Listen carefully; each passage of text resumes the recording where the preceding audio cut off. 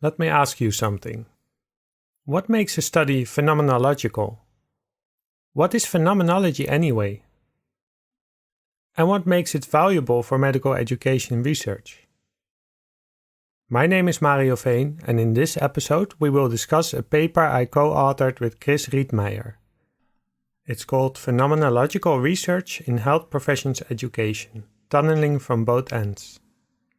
It's the sixth installment in the Philosophy in Medical Education series in the journal Teaching and Learning in Medicine. It's open access, so you can read it for free. It will also be published as a book chapter later this year in an edited volume that Anna Cianciolo and I are working on now, which is called Helping a Field See Itself, Envisioning a Philosophy of Medical Education. I'm here with Anna and Chris. Chris Rietmeijer has been a family doctor for over 20 years. He's now working as a teacher and curriculum designer for Dutch training of family physicians. Chris is also a PhD student, researching direct observation in postgraduate training relationships. And he lives in Amsterdam in the Netherlands. Anna Cianciolo is an associate professor of medical education at Southern Illinois University School of Medicine, and editor-in-chief of Teaching and Learning in Medicine, home of the Philosophy in Medical Education series. I was really glad to see this installment in the series because honestly, I had a lot of the same questions, Chris, that you had about phenomenology. And I experienced these questions as an editor and as a reader of the med ed literature coming from a different field, a non-medical field. And the way that phenomenology was used, that term seemed somewhat loose. And reading this article, the article that you wrote, first of all, made me feel not alone.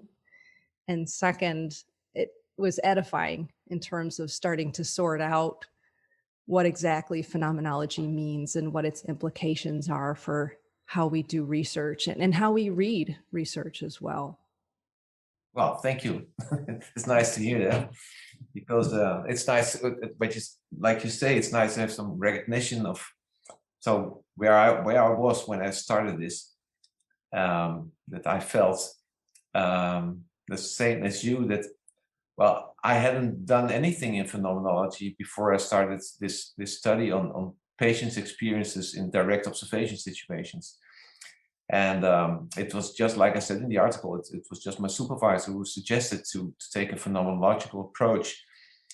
And I said, okay, well, yes, sure, but what is that? And he was actually, I thought perhaps he will not agree, but I thought it was a bit vague and especially it was a bit vague how that would be different from a constructivist grounded theory approach, which I'd gotten quite familiar with in two other studies. And so I started reading some about phenomenology, and I started to read some articles that claimed a phenomenological approach in medical education research. And then, I thought I just couldn't get it. So at the end of the article, I thought, well, okay, this is all interesting, and you've told me about your methods, and you've done this all very meticulously, and you've really did a very serious study, no doubt about that. But at the end of the day, I wondered, but how is this phenomenological? It just seemed to me that you, for instance, you interview people, and then you do a thematic analysis of your data. And I would call that just a thematic analysis of what people tell me. Yes. Oftentimes I would see the term phenomenological applied to usually an interview study, almost always an interview study.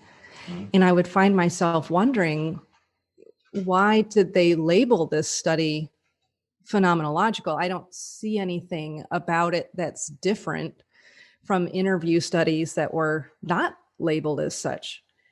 And that imprecision was bothersome to me. And trying to, as you described in the article, trying to figure out how this term should be applied by reading things that I could find online or by talking with colleagues, I just didn't really have a very satisfying answer to that. And it was, I think, a big part of what was missing from those conversations or from my own search was a delving into the philosophical side of phenomenology. You know, it is a phenomenology as an approach versus a qualitative research method. And that piece that you got there, that you were able to start tunneling and that someone was coming in from another side, was really a great thing to have happen. Yeah, and that's what really happened. I was lucky to meet Mario like in 2019 in Vienna. We had met once before, and then we started this conversation, and he was telling about his project in teaching and learning in medicine, and so well, we started emailing about my questions, and quite quickly we thought, well, perhaps this could become an article, because we won't be the only ones that are struggling with how to apply phenomenology to medical education research. So Mario, what would you say about this? Yeah, I really like how things came together, because that was the time that Anna and I were busy with this series, still in the initial stages, I think. And initially, you just I think I got an email from you or something like that. You had a presentation at my department, and you said, "Oh, I'm doing this phenomenological research, and I heard you have a background in philosophy, and can we speak about that sometime?" Yeah. So basically, that was just a conversation. But then, because I was also involved with the series for teaching and learning in medicine, I thought, well, but that's actually the series, a dialogue between more philosophical perspective and more clinical or research perspective. So basically, if I look at the article now, it's a very, very condensed version of that dialogue, because, yeah, a dialogue which is still ongoing sometimes. Yeah. And that's what I enjoyed, is that it's really a dialogue. And also, I think there's sometimes it was confronting, sometimes it wasn't easy. And I think there's still many things that we still can't really see each other's perspective. Yeah. But that's what I enjoyed most about it. And it was really challenging for me, because, you know, if I would go off on one of my tangents about something that I really enjoy, and you ask, okay, but how is this different from grounded theory? I mean, those are very confronting questions sometimes. And this article was a way of trying to kind of answer those questions. And also, I have to say, the reviewer comments were really helpful as well, because, I mean, one of the reviewer comments was, okay, but how is this different from qualitative research in general? Yeah. I mean, we really had to think about that, how to go about answering that question. One of the things that I like about this article as a dialogue is that I can see it fostering more dialogue. And I can see, for example, referring contributors to this article when they use the term phenomenology or phenomenological in their manuscripts. And I wonder, based on what I've read in this article, whether that term is appropriately applied to what it is that they did. And I can refer them to that article and ask the question, in light of this conversation about phenomenology, in what respect is this work phenomenological, and is it worth reconsidering whether that term applies to this piece? And then maybe over time, at least in the work that we're producing out of teaching and learning in medicine, we can achieve maybe a little bit more precision with the use of this term. I think it can appear in published literature to studies that are arguably non-phenomenological and it not get caught because the editors and reviewers themselves are similarly not as facile with the concepts as they need to be. Yeah. And this will allow us to have quite a bit more dialogue and help those educators and educator scholars who want to have a greater precision and a more articulate understanding of the different ways of knowing that they can engage in to answer their educational questions. I like the prospects of being able to apply this work to that as well, because we really do at TLM, we really have the educator scholar at the forefront of our minds in terms of who our readership is and who our contributors are. Wow, that's wonderful. That's all I can say. If our work serves that purpose, that's great. And still, like Mario, you always emphasize that this is an ongoing conversation, and for myself especially, I'm the first to say that I really have not, like I told you before, I don't have the idea that I know it now how it is, but it's worthwhile to work with it and to try to understand it a bit. Yeah, but I don't have that idea either. I just saw a few weeks ago a tweet from a philosophy person, and the tweet was, "I have no idea what phenomenology is." It's not like it's a thing that we know what it is and just ask someone with a philosophy background. I mean, there will be many different answers depending on who you ask. It's more kind of an approach or a kind of practice. And one part of the practice is that you need to be very specific about what you're doing, very concrete, because it's basically, instead of saying I'm going to do research about a research object, and I know already before I even start my study, I know I want to know the effectiveness, or I want to know, I want to study the emotions of the resident, or I want to look at the sociological aspects. In phenomenology, you actually kind of outsource that to the phenomenon. Phenomenon actually means that which shows itself, that which occurs to us. And phenomenology you can translate as describing that which shows itself to us as it shows itself to us. But the way it shows itself to us, it's very different from, for instance, a dream and something like a car on the road.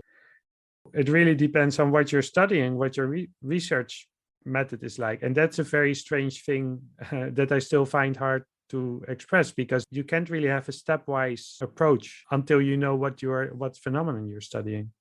Yeah, it makes me wonder how many interview studies actually can be phenomenological, because in the interviews, so for the phenomenon of interest to occur as a product of having the interview, then if the interview, and I'm kind of thinking about this in real time, so forgive me, but so if the interview is asking participants to recall things, then that would seem like, and what you're asking about is that recalled experience, then that wouldn't necessarily be a phenomenological study unless your intent is to study recall, because the phenomenon of recall is happening while you're doing that interview.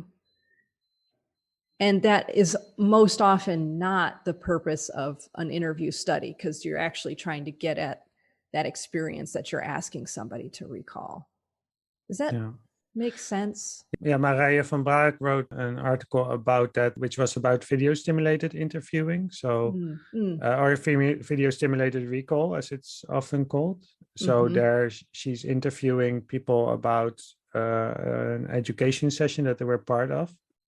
And then, let's say, a non-phenomenological way would be to say that you're studying what they were thinking in the session, because you're asking someone, oh, what were you thinking there, for instance, or why did you do that? But the argument that she's making in the article is that actually you're asking, it's more like a reflection tool, and you're studying how they are reflecting on this in the moment, which of course the two are very much connected. But that, again, that's the precision. So then But again, there we always have to say, but you can also have another approach in saying, well, we are actually interested in the experience of people at the time. And one way of doing that is interviewing them about the experience in the past. And that way we can say something about what it is like to be in that past experience. But then probably in the first instance, you would use maybe something like discourse analysis or template analysis.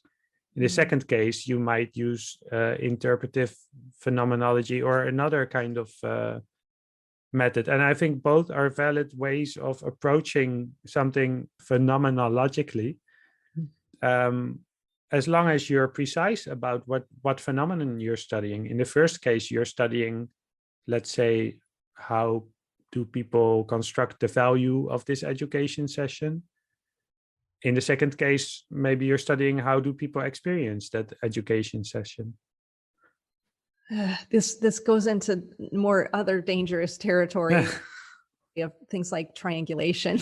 Yeah. Because I was thinking, if you wanted to get at the experience, so we have the reality that for most medical educators and medical education scholars, it's very difficult to do direct observation studies, as I'm sure you experienced, Chris. Like just to get the access to the ongoing practice environment can be very challenging.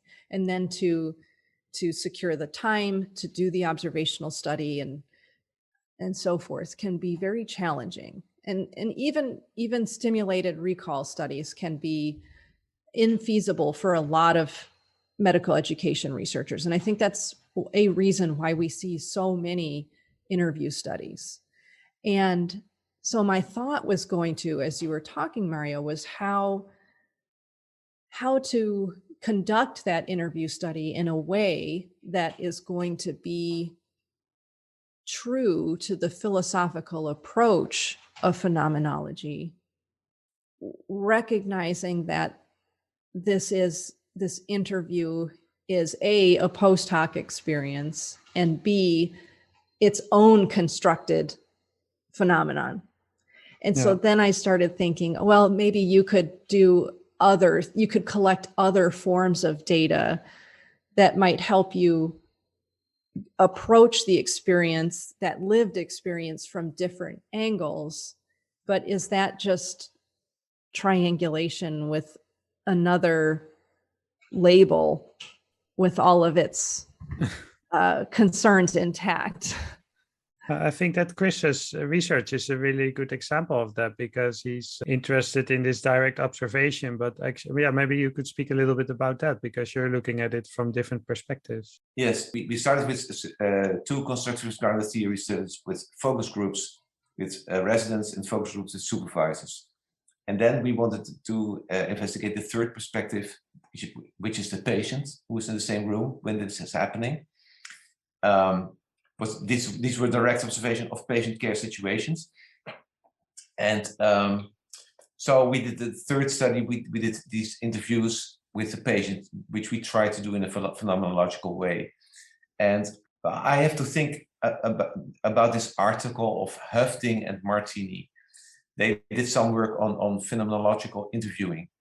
And so what we are trying to find is the pre-reflective experience in phenomenology, which is, like we say in this article, in our article, it's just an idealization, because we'll never be able to find that, but we can strive looking for it.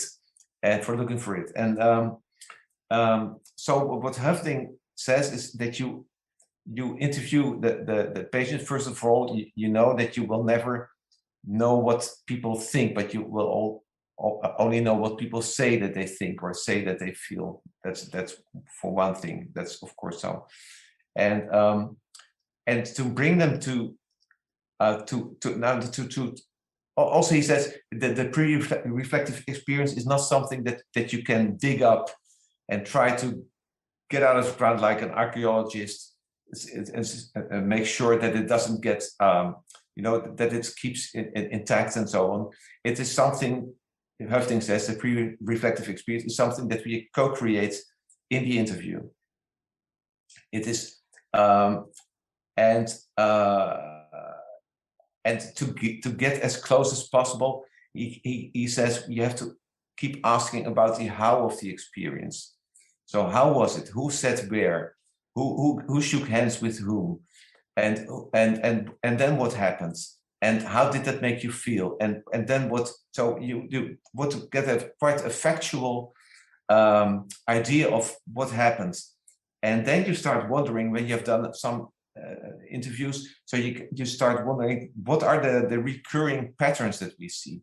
So what is something that obviously everybody experiences in this situation, and this goes quite basic, like every patient in this situation experiences that he or she is there with two doctors. One doctor is more experienced than the other, that is the supervisor, and the other is less experienced, that's the resident. And this is one, so this is quite, like we say in Dutch, an open door. So that's something that's very obvious. So just because the supervisor was there as a more experienced doctor, patients told us all kinds of things about how they tried to connect to the supervisor, how they tried to get a glimpse of the supervisor, if the supervisor would approve of what the residents did. You know, they were very keen on what the supervisor expressed.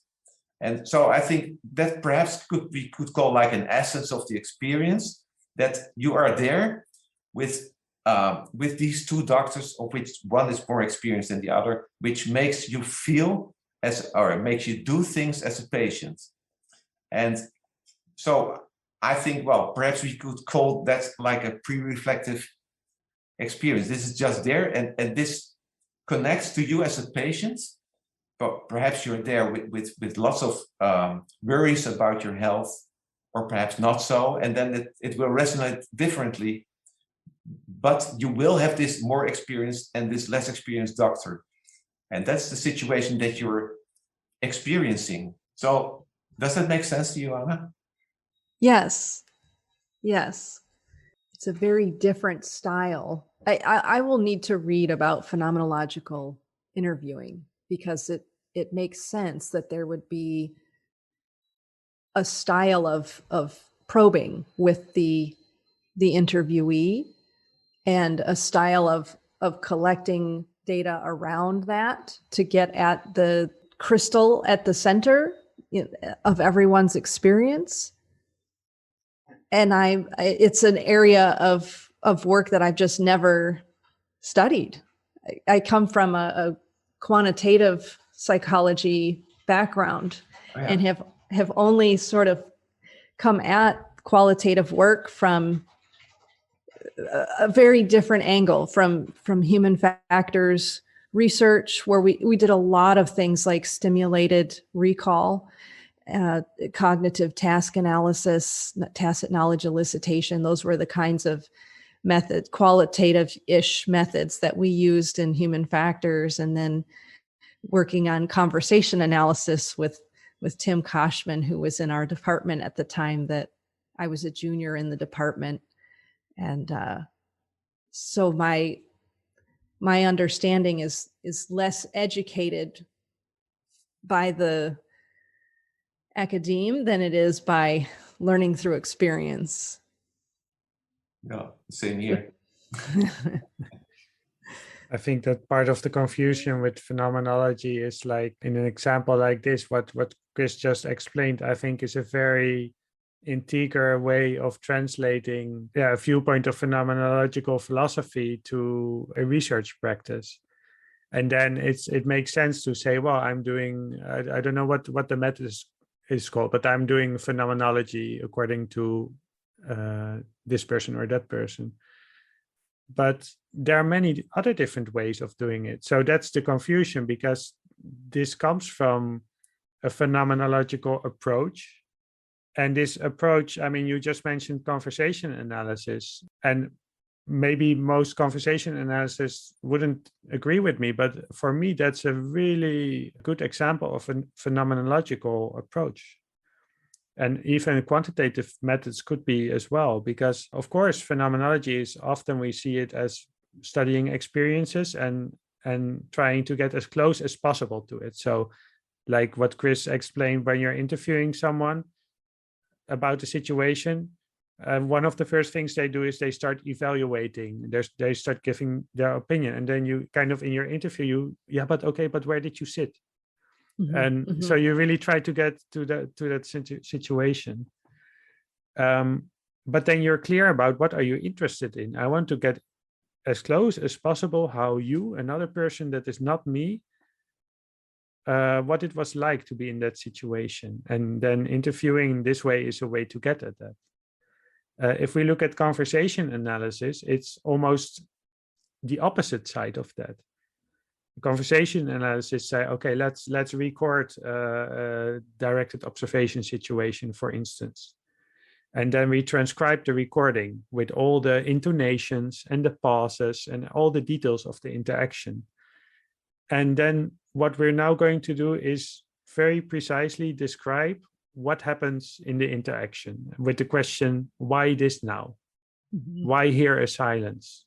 Why not there? And well, we have this whole apparatus. And if someone asks you, okay, but what do they want or what do they think? You say, well, that's called bracketing, right? I don't know. I only see what's on the recording. The phenomenon is the recording. I'm describing the interaction. I'm not saying anything about what is causing the interaction or what this is happening because the person is male or female or something like that. I'm completely limited to the interaction and what I see before me and what is observable and what is hearable.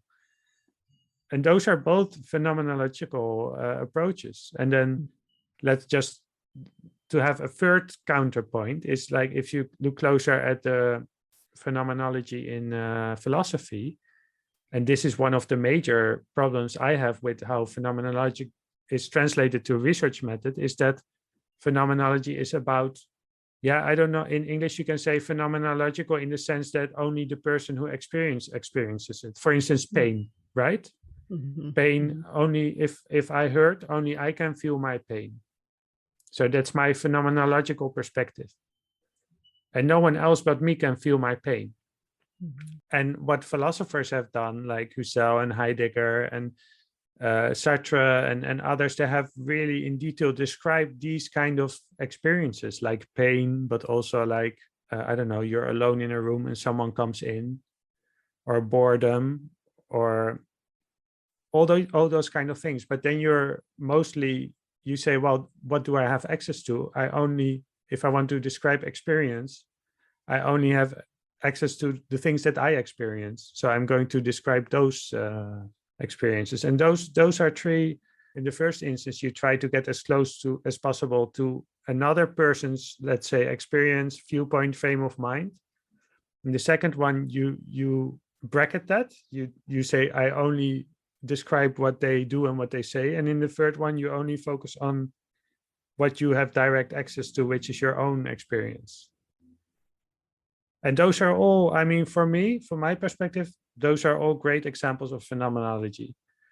And I don't think there's much sense in trying to argue which one is more phenomenological or something like that. I think they're all, and you could even use them all in one project, I guess. That's really interesting. And so what, in that light, what does applying the label of phenomenology or thinking about what makes your study or another person's study phenomenological or not, what value does that add to a particular medical educator's research enterprise? I was just wondering, also often when we have these conversations, Mary, and often I have to cry out loud, okay. But what good does that do? What do we do with this? No? Why? And so I don't know if that's also what you're asking, but perhaps yes. So I would say I've done, and I'll give an example. I've done this constructivist grounded theories focus group study with residents on how they experience direct observation situations. And this was already quite open because also the constructivist grounded theory is a very open method with reflexivity and everything. And then the things that we found were things like, which were very valuable. But what we found was that all kinds of discomforts that residents and supervisors may have with direct observation situations, they can be related to a few things, like what kind of skill was observed. So if we found that basic skills were much more vulnerable than advanced skills. So you can understand that. So if you perform a skill that you should have known already a long time ago, then it's much more painful when someone will say, well, you don't do this correctly. Then you this is the imposter syndrome. And we found that it makes a big difference if this direct observation is like ad hoc or is planned. You can imagine that too. So these were the kinds of results that we found in our constructivist grounded theory studies. Now we are doing a phenomenological study on residents' experiences in direct observation situations. This is my last study for my thesis. And so now I'm doing, so these are interviews, okay, no focus groups, but we more or less talk about the same situation. And now we get other results because we are looking for the essences of the experiences. And so now we find, for instance, as a very interesting result, I think is that when residents are in this situation, they have to do with a patient that they're actually treating at that moment, that they have a conversation with. And so if this resident, for instance, wants to advise the patient, being a junior with the senior present, then it gives you an extra, residents make an extra effort to seem to be reliable. You understand that they know what they're talking about. So they want to convince the patient that it's okay with it. But at the same time, they have this supervisor sitting there, which makes them insecure if they do the right thing, if they say the right thing in the eyes of the supervisors. This is a very awkward situation that you have to be bigger than yourself, while there's every reason to doubt about yourself at the same moment. So this is a way different kind of result that we find in this study than in the constructivist grounded theory study, you see? Mm-hmm. And I think if we can make residents and supervisors talk about these kinds of mechanisms in this situation that they're in, regardless of direct observation itself, is just a situation that they're in, then perhaps they can figure it out how they can do this the best way, making sure that they will not hurt the patient or the resident or the supervisor. So this is what I find interesting about, this is why what makes it worthwhile. Yeah, it sounds like what you're going to be able to do there is help the supervisors and the residents see what's there versus acting with a sense, maybe an interpretation of what it should be or what it is supposed to be. This is more about what it is. Yeah. That's very empowering. Yeah. Well, I'm quite enthusiastic. I must admit. Yeah, I would say we have to distinguish between the concrete methods that you're using and saying, let's say you're designing a research project and you're saying, I'm going to take a phenomenological approach. And it could be interview studies or any other kind of methods. But what does it mean if you say, I'm taking a phenomenological approach? I think it means saying that I don't pretend to know what the phenomenon is. And that's very different. So let's take another example of reflection, which it could be empathy, it could be professionalism, it could be anything else. If you study reflection from a phenomenological perspective, you don't start out. There are many different definitions of reflection. For instance, this and this is our definition. How are we going to examine how if residents do that or how they do that? You start out by, you don't actually write that, but that's your attitude. It's like, okay, reflection, I don't know what it is. That's what I'm going to examine. your research is limited in advance by the degree to which you understand the phenomenon that you're examining. If you start out by saying reflection is a cognitive phenomenon that ... you're not doing phenomenology, because you've just reduced reflection to cognition, which is not bad. I mean, it's very valid, but it's not phenomenology, because then you are saying, I already know that reflection is a cognitive phenomenon, and anything else won't appear in your research because it's not part of your definition. So another approach is to, for instance, well, this is what one of my PhD students, Sven Schaapkens, did, is to do focus groups with residents and just ask them basically what is reflection and how do you do it and how do you value it. And so without giving your own definition, you're just kind of asking them for a definition, or you're trying to describe how in reflection sessions, again, here you could use conversation analysis, what is it that they do? And then you're trying to describe the everyday practice. And then as you do that, I think the label becomes, like reflection in this case, becomes less and less important. And you're just open to what are the practices that, how do they take place, the practices, what do people do there, what is maybe valuable for them, what isn't. And I think that's very much in line with what medical education research wants to do, is get close to practice and have results that are applicable to practice. So if you study phenomenon on the level at which they occur and at which the residents and teachers experience them, then your results will also be on that level. Yeah. Like, again, the example of Chris's study about direct observation. Well, observation already, if you say observation is a way you look at the situation that you're not part of. Well, Chris found in one of the articles, the fly on the wall, like you're the fly on the wall. But actually, you're not the fly on the wall, because for the patient, you're not a fly on the wall. You're the more experienced doctor. So you're part of that interaction. And that's something that I think if you would start with the idea that observation is looking at the situation from the outside, and you would never find that. But with the phenomenological study, you can find things like that.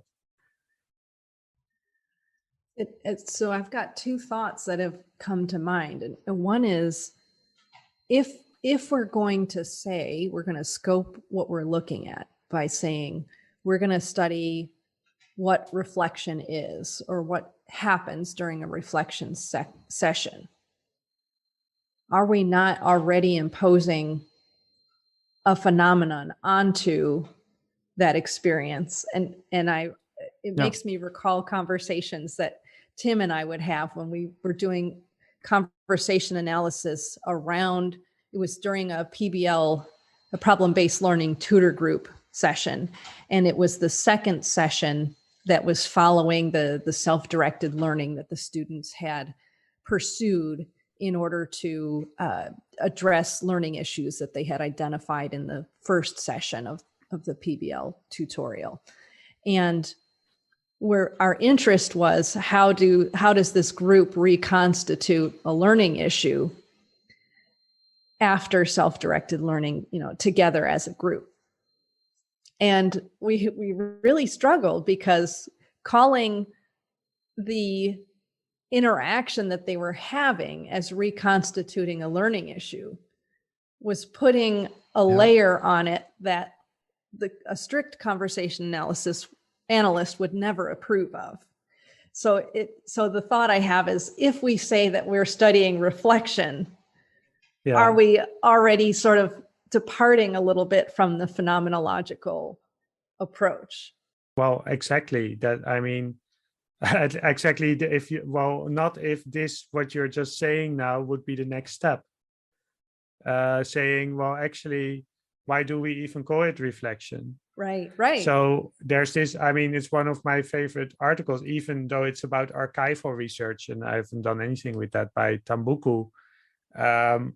She wrote this reflection on, she's studying an archive, and the article is about how actually her identity and the way she looks at things is influencing the phenomenon that she's studying, even to the extent of the conversations she has with people on the bus ride on her way to work, the languages that she speaks, her history, and everything like that.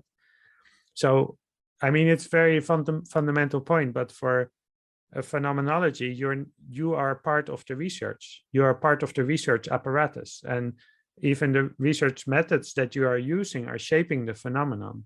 So you're not, again, not looking from the outside at the phenomenon. You're looking at it from in the midst of things. And because we are medical education researchers, we chose this, we already have a particular lens on what we want to study. But maybe there's a way to, so if what the example of what you just gave would be a great exercise to get that explicit, and then when you go and look at that interaction, to bracket it. So that means bracketing doesn't mean ignoring or trying to be neutral. It means like, I am aware that, even the very fact that I'm doing this research project and applied for funding and everything is because I look at it in a certain way. And that's why the research project can happen. But it also means that I'm looking at it from a particular viewpoint. So what can I do to give a voice to, in this case, the interaction or something? And then conversation analysis there is a good tool, because there you're not allowed to bring in all those concepts. And then maybe it turns out you're describing something and you turns out that learning issue isn't the essential thing that is happening there, maybe something completely else. Well, and that actually relates to the second thought that I had, which is perhaps the power of a phenomenological analysis or approaching a particular phenomenon from a phenomenological approach is in medical education is a response to what we observe to be things that are taken for granted. So, you know what I mean? So if we hear educators or we hear trainees saying things that reflect assumptions about how things work, that would be a great trigger for a phenomenological study, because we now get to the basics. We respond to that assumption with the beginner's mind, and we say, actually, let's take a look at that, because then unpacking that assumption and describing what's really happening there then provides that empowerment to see and do things differently. And so when we're thinking about the different ways that we can approach our research or our inquiry, that selecting that phenomenological approach very purposefully to kind of knock things loose and uproot assumptions that may cause other educational challenges, that would be a very powerful way to use phenomenological research, rather than as I often see it, it's almost seen as cachet to do, a phenomenological study that you've labeled as such, and you can throw some terms around in your introduction section. And this is really more about what is the functional utility of looking at things in this way for changing how we do education. Yeah. I couldn't have said it more beautiful than that. No. This is what it's all about, I think. It's like in our article we say, well, it's when there's an issue that you want to research, it would be a good starting point to start the research on it, asking these basic questions. But also later on, if you have like problems that are very repeating, that are not sort of like, I'm doing this research on direct observation because direct observation is a difficult issue. I mean, we all find it very important, but it keeps not happening enough, or we don't know. But there's an issue about direct observation, and there's been quite some research now on direct observation, but we perhaps have overlooked this very basic going into the situation and see what is actually happening there. How do people experience this in a very basic, pre-reflective way? So I quite agree with what you just said. This has been really a helpful discussion, very enlightening. Yeah, the last thing I want to say is that phenomenology in philosophy, in the history of philosophy, phenomenology by Husserl, but also taken up later by Heidegger, was introduced as this is the way to do philosophy. It's more reliable, it's more closer to experience, because they felt that philosophers up to that point started with, for instance, this whole theory about reality, and maybe reality consists of mind and matter, and this, you need to first have this huge theory about reality and the relationship between what is true and what is false, and opinion and the world and our mind. Okay, first you need to figure all that stuff out, and then you can start to do science. But Husserl said, what if we bracket all that? What if I'm not saying it's not important or whatever, what if we put all those questions to one side? And I start his famous phrase is to the things themselves. Well, what is the things themselves? It's whatever is showing to me right now. I'm speaking to you on Zoom. I have a computer in front of me. And so, I mean, in that case, that's where you could start. And you can never be wrong, because that's what's showing itself to you. You're not trying to look at what is causing the computer to be there, or what is my subconscious psychological idea for being here. And I mean, those are all very interesting questions. But if you do phenomenology, you say, well, let's not speak about what is the ontology, or what is reality, or what is reflection, or all this theory. Just start with an example like direct observation, or an education session, or maybe your own experience of teaching or something. It's just for me, that was very refreshing when I learned about that. It's like, just start with what's right in front of you and start describing it. And then we have this whole apparatus about how you can go about that. But that's the basic point, I think, for me. Yes, and I would add to that, from a practical view, as a medical educator, then starting with that, but also making its importance. So don't neglect it. So what you can easily do is that you say, well, yeah, of course, I'm the supervisor sitting in. Of course, I have an opinion about what you're doing, but you just do your thing with the patient, and and this is just how we do it. So I think that the nice thing of phenomenology is when you seriously research this, then you make it more important, and you make, yes, this is really what's going on, and we can neglect it, but it doesn't help us because we keep feeling uncomfortable in these situations. So why not just start at the beginning? What's going on? What are we doing to each other in this situation? Yeah, and I like how it really empowers the people in a particular situation to do those explorations. It seems sometimes that we push educators out of research by their lack of, say, disciplinary training, and thinking about things from a phenomenological perspective.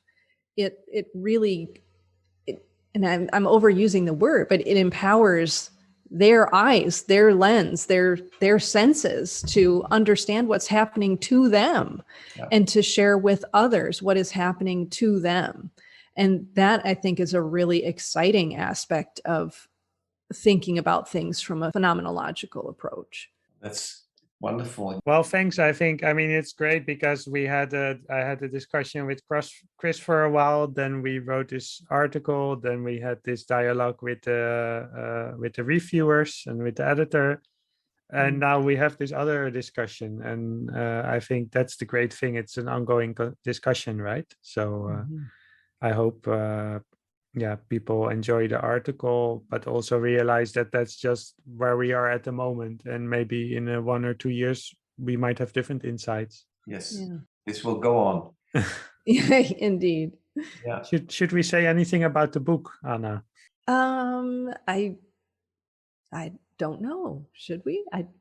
There's a book coming from this series. Yes. In the spirit of continued dialogue, the book will put together the articles from the series and then have an integrative concluding chapter that will explore what is the next step in this dialogue about philosophy and medical education based on where we're at so far. It's exciting. That's wonderful. Yeah, great. Very nice. So the series is great, and it's wonderful to have it captured in a book. Thanks, and thank you for this conversation. Yes, thank you. Thank you, Anna. Nice to talk to you and Mario. Thank you for listening. Next time we will discuss medical humanities.